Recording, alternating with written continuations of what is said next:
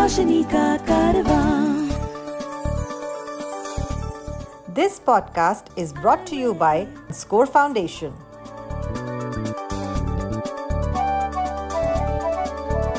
ये है रोशनी, रोशनी, रोशनी का कारवां. रोशनी.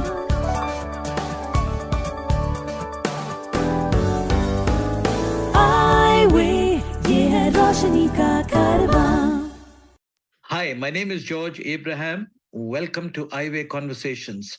My guest today is Manoj Govindraj, who lives in the United States. He is a professional musician. Great having you, Manoj. Welcome. Yes, George, thank you so much for this opportunity and welcome to everyone who's listening to this conversation. So, Manoj, you grew up in India and at a certain point of time relocated to the United States. What's the story behind all this? I think it was around 2002. My friend who was living in Chembur, Mumbai, that is where I grew up, she had gone to the US and she contacted me and she said that my husband and his partner, they are going to start a non-profit organization for music, dance and yoga. Yeah. And they needed somebody who could teach Hindustani music. Yeah. Would you be interested? So I said, okay. I was not doing that badly at that point of time in India. I had a few tuitions. I had a part-time job. And I was also actually working with Shilpi, whom of course we all know. She had a computer company doing web accessibility testing. So I was, in fact, if I were not a musician, I think I would have been in computers. So because that's really my hobby and I love technology. So I was working with her and I was doing okay at that time. Not great, but I was doing okay. Yeah. But then this opportunity came by and I thought, okay, let's just try this. And then I said, okay, I'll like to give it a shot. And then, so the process began. So in 2002, one of the in charges who had started this organization, he came over to Mumbai and, my dad had very meticulously gathered all my documents. He was extremely methodical. So he had all my certificates and, all the paper cuttings and everything he had put together. And then when the gentleman saw all the documents, he said, let's apply for a P3 visa, which is a performing artist visa. Yeah. So in 2003, the process started. And then in 2004, beginning of 2004, they called me from the US and they said that, okay, your visa has been approved in the US. Now it has to be stamped in the consulate in India. Yeah. So then they said, our attorney will call you and he will coach you as to how to answer questions during the interview. I said, okay, fine. In the meanwhile, I got a appointment to submit all the documents at the VFS, they are the people whom the American embassy contracts the visa procedures. Yeah. Correct. Yeah. So I got a date to submit all my documents there. So I went there and then they saw the documents. And so I had told the people in the US that, okay, I've got a date. I'll be submitting the documents and then I'll wait for the call from the attorney so that he can coach me. So I said, so then me and my father, we went and then they took all the documents. And then the gentleman who was there, he just casually asked me, your documents look pretty good. Like, are you ready for an interview today? I said, okay. So like me and my father, so my father looked at me and he said, okay, what do you say? I said, I have always believed in that, that gut feel and, that some supreme power, which I feel that always controls and guides me is what I have always experienced right from my childhood. And so I just said, what, let's just give it a shot. At the most, what will happen? It'll be rejected, So let's just give it a shot. And then we said, okay, we are ready for the interview. So then we stood in the line and then, my turn came and then she just asked the usual questions. It was an American lady. And then, so apparently P3 visa was a visa which was quite misused, unfortunately, at that time by some group of artists. So they were very, very careful about giving away those kind of visas. So, she just asked me a few questions, and then, so probably she wanted to make sure that I'm a legitimate musician and I know what I'm doing. So she asked, okay, what instrument? Like, do you play any instrument? So I said, okay, yeah, I play the harmonium, which is the Indian keyboard. And then she just asked, okay, so do you know a harmonium shop in Mumbai? Like, if any harmonium gets damaged, like, is there a shop that repairs harmoniums? I said, wow, that's interesting. That's totally in my alley. I knew the answer to it. So I just, I just answered that question. And then she said, okay, you're all done. You can correct your passport. So we had gone to just submit the documents there, and we came back with the visa.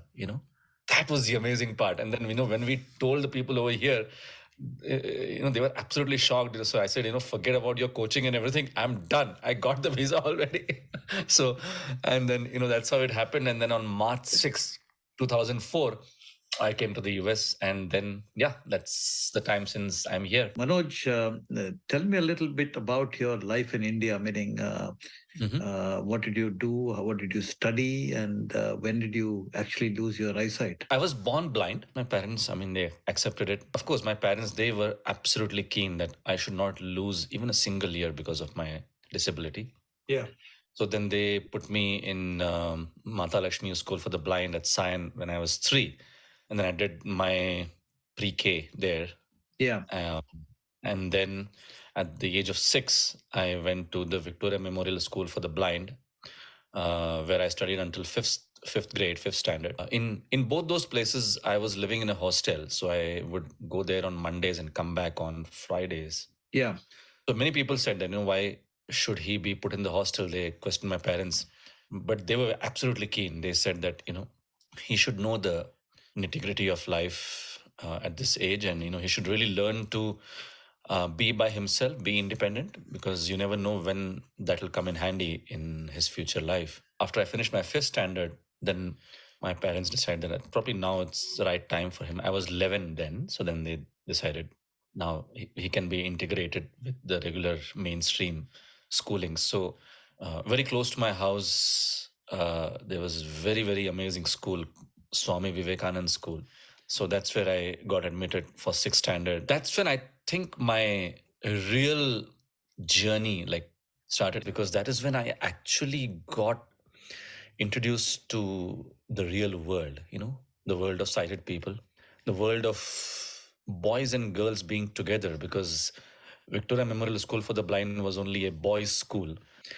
So that was one experience. And of course, parallelly, I was doing music. I always wanted to do music because, when I was small, I used to sing. And apparently my dad said that when I was 3, when I was taken to Shirdi, everybody stopped singing. And then I suddenly began singing. I was always singing, and then I was giving all those private exams in music. So by the time I had completed my 12th standard, I had already completed the private graduation in music called the Visharad. Right. So my dad said, okay, you've done this, but then, there is really not much income in this field. So do you want to take up something and maybe do music as a side thing? But I was extremely clear. I said, no, I wanted to do music. I went to the Mumbai University music department, in which I did my Bachelor of Fine Arts and Master of Fine Arts in music. Fortunately, by God's grace, I did well in Masters. I got the first rank in Masters in 1999 in the university. I got a part-time job in a school in Sion where I was teaching music. I was going there twice a week. And then in the meanwhile, what happened was in 2000, Indian Association of Visually Handicapped, IAVH, they started this computer course in the same building where my music department was. So I took up this course. In fact, my parents said that, why don't you try this course? And believe me, when I did that course, I really fell in love with computers. I thought that, wow, this is so amazing. Shilpi, after a couple of years after we finished the computer course, she contacted and she said, would you be interested in doing this? I said, yes, definitely. And believe me, I was actually earning more in that job than my music job. If you know of anyone with vision impairment, who needs guidance on living life with blindness, please share the Eyeway National Toll-Free Helpline number 1800-5320-469. The number is 1800-5320-469. Let's switch back to the United States. So you landed up in the US. So what was your early days in the US like? It was actually difficult in the sense that it took a while for students to come, right? Yeah, yeah. So from that point of view, it was a little difficult because I had to just spend the whole day waiting in the school. But the good point that happened in that was, and I've always believed in that, some sort of a spiritual power which has guided me controls throughout my life. Right. And I think it all happens for a reason in the hindsight when we look at it later. Yeah. That during that time when I was waiting in the school, I would just start my tanpura and I would just do riyaz. And I would just sometimes just sing or just even do what we call mental riyaz, just like focusing on the depth of music, just the notes and the tanpura sound going on in the background. And so that really helped my musical growth. And then gradually students increased. And then, because of students increasing, a few of them became good friends. So they began helping in certain situations. And then when my parents came to the US in 2005, I had already developed a good group of friends who were also students. So when my parents needed to go somewhere, like if they had to buy some grocery and all that, they would help. So it was like a family that developed basically. And till date, all those friends are like my extended family here, in New Jersey. Of course, I'm not living in New Jersey anymore. I'm in Colorado now, Denver, Colorado. So the early years was essentially teaching and training people to become musicians. Yes, and also performing. They would also like arrange for a few performances so that people would know me. And then they would basically market me there saying that, hey, we have this person teaching Hindustani music. And then, he's also ready for performances. So then that's how performances also started to happen. And yeah. So you perform only Hindustani classical music, or you also sing Bollywood and ghazals and that kind of stuff? Oh, yes, I do. So I do Hindustani classical music. I do bhajans, ghazals, Bollywood songs, mostly old Bollywood songs, not the newer ones. And then I do music in other languages also, like Marathi mainly. And then I venture into a little bit of Bengali music just recently. And Malayalam, of course, is my mother tongue. So I don't sing many Malayalam songs, but I sing in Malayalam. So different languages, but mainly bhajans, ghazals, and Bollywood and Marathi. And your singing in concerts, is it restricted to New Jersey, New York, that area, or you travel across the US? Oh, yeah. Across the US. In fact, just this week, I'll be again going to New Jersey from Colorado. And then I have gone to Florida. I've gone to many states in the US for performances over the last 19 years. And many a times I have to tell people that, do not hesitate to call me just because I am visually impaired, because I can travel very, very easily and I love traveling. And then they realize that, and then when they see me going there, they feel happy about it. So yeah. So your audiences are essentially Indians, or you have international audience?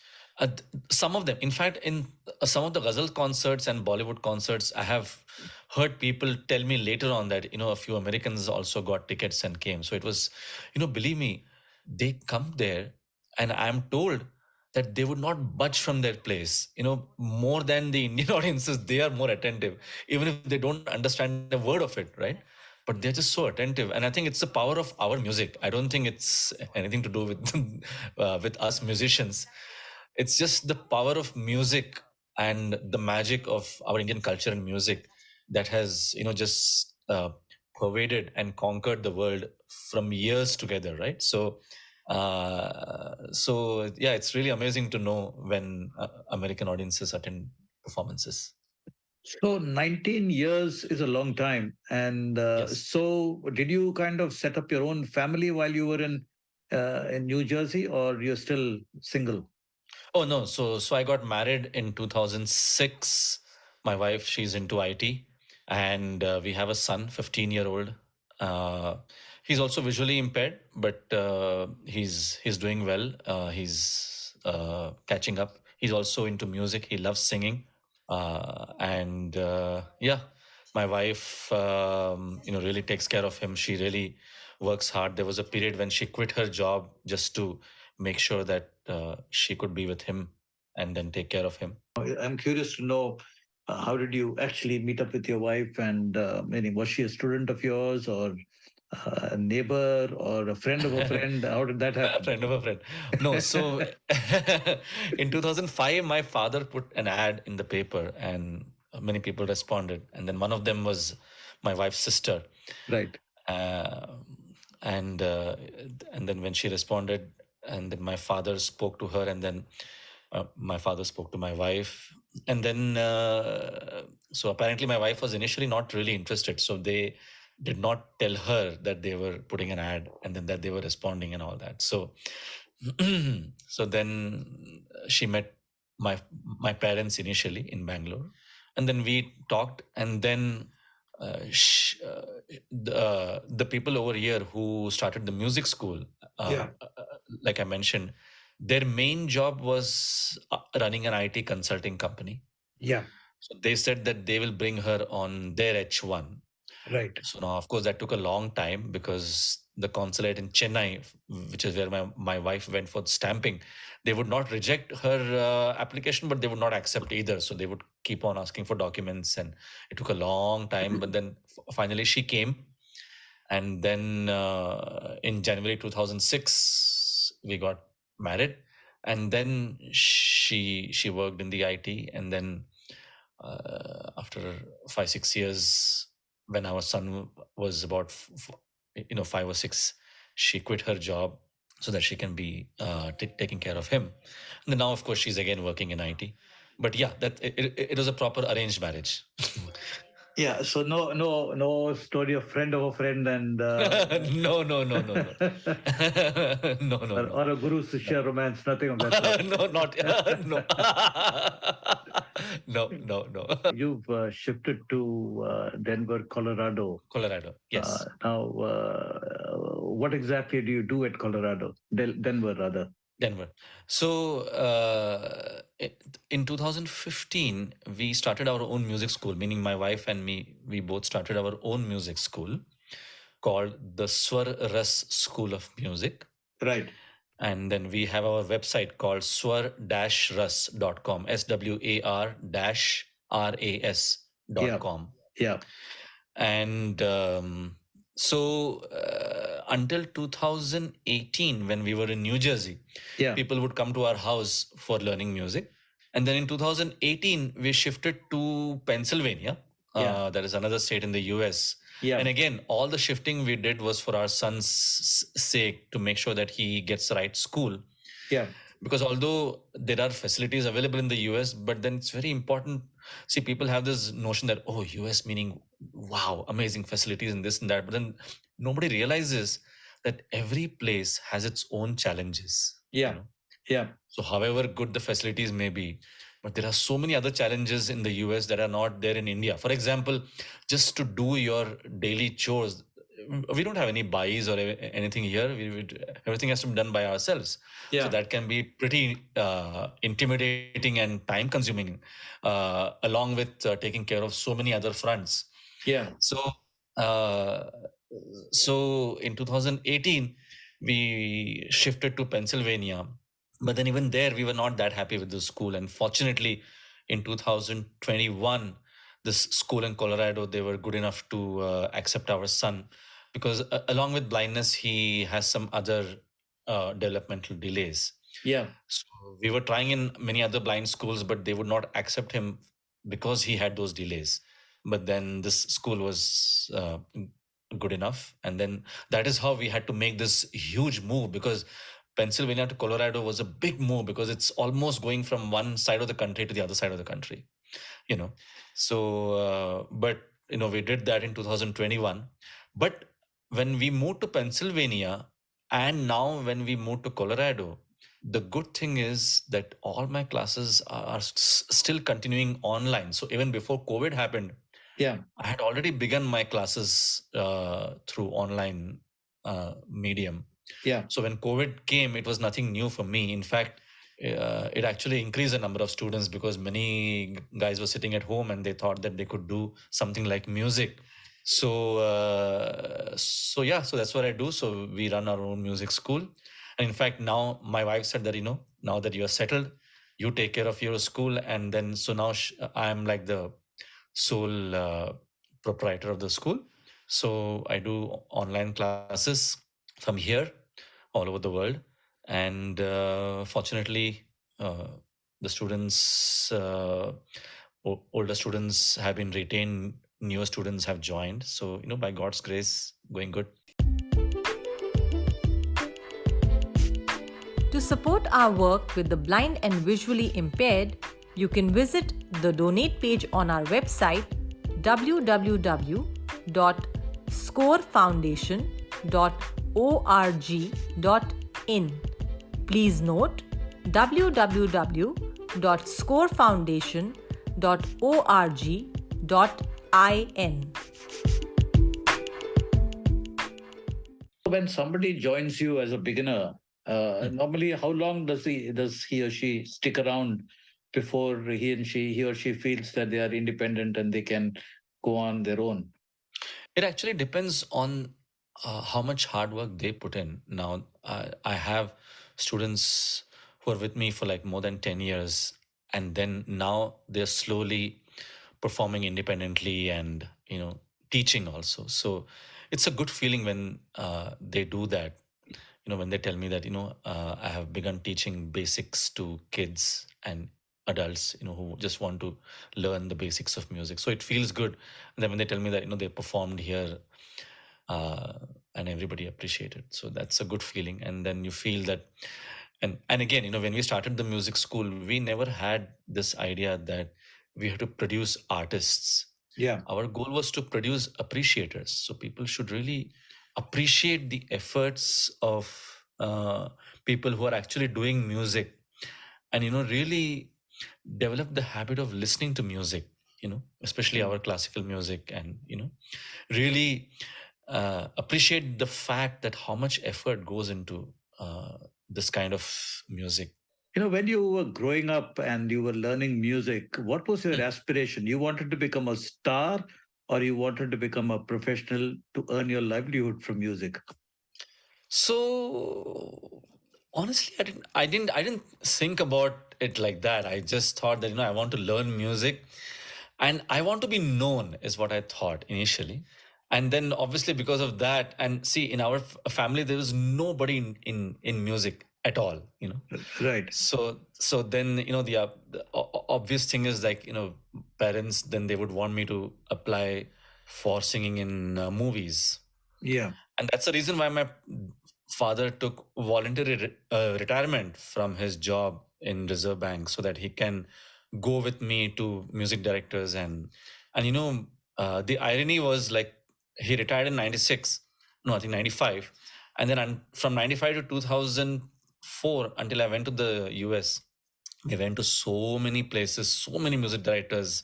They would take your cassette. At that time we had cassette. So then I would have my music recorded.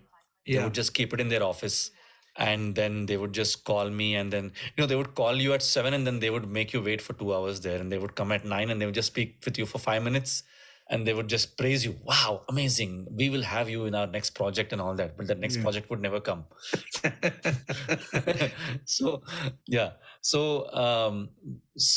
but then like I said, the irony was, in 2004 March 6th I went to the US, and on March 4th I get a call from this music director's office, Marathi music director's office.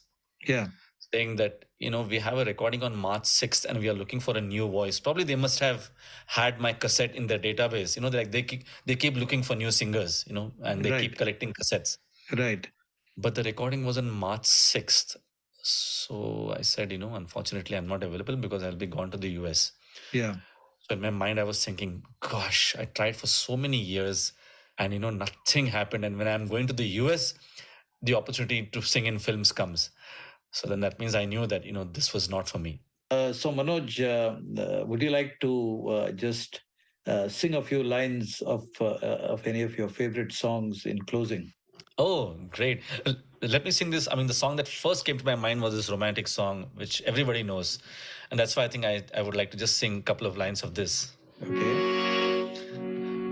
I will actually start from the stanza. So I'm sure people will be able to guess the song immediately. Sure.